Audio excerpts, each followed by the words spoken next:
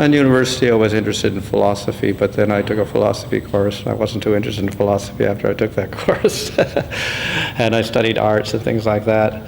And I was interested in meditation, but I couldn't find any good place to meditate at.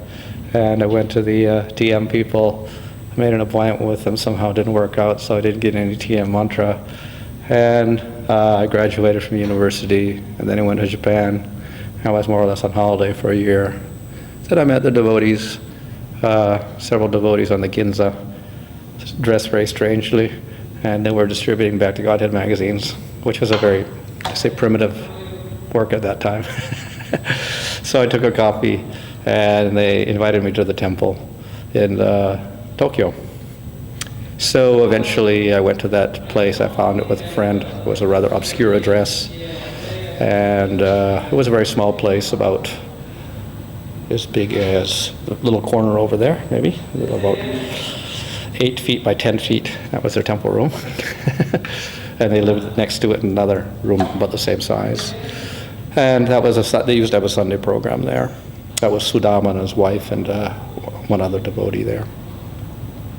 So I used to go to the Sunday programs, and they would serve sweet rice and halava and a few other things which I couldn't remember.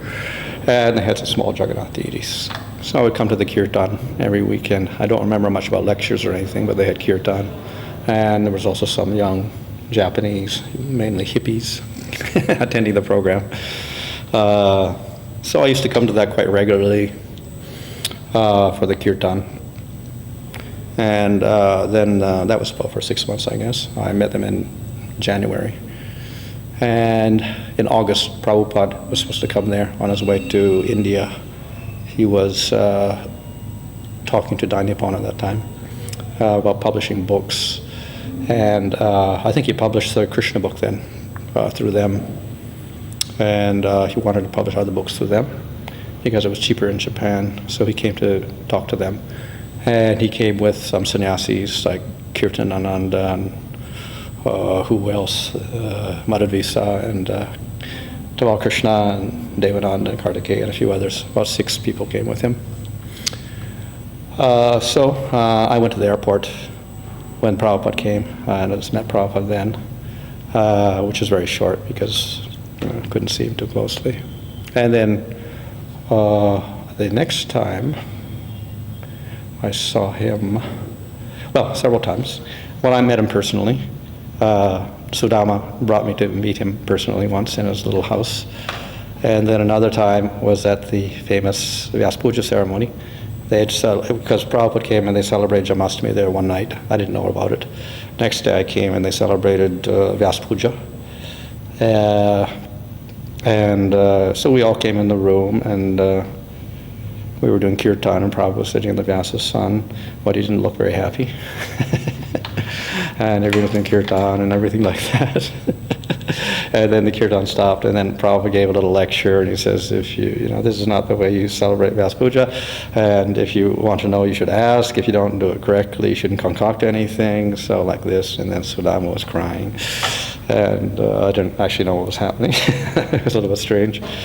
But anyway, they actually didn't do things properly because they didn't offer flowers, and I think we ate the feast before Prabhupada came in or something like that, so everything was reversed. So then Prabhupada had them do the whole ceremony again next day. I didn't come for that, however. Anyway, in the meantime, then Prabhupada invited me to come to India with him. I wasn't a devotee at the time. I was chanting 16 rounds and coming to the temple. So then Prabhupada asked Sudama if I'd like to come to India with them. So then I said yes. I hadn't really planned anything out because I hadn't actually determined what I would do after university at that time. So then I came to India with Prabhupada. And then after that I stayed with Prabhupada in India when he went around to different places. And sometimes I met him, sometimes we were alone. We were maybe a week or two in Calcutta. And then Prabhupada left and he went to Bombay. Then we met him in Bombay, and then we traveled different places. Sometimes I was there, sometimes I wasn't there. And then eventually I went back to Japan after about 6 months or so.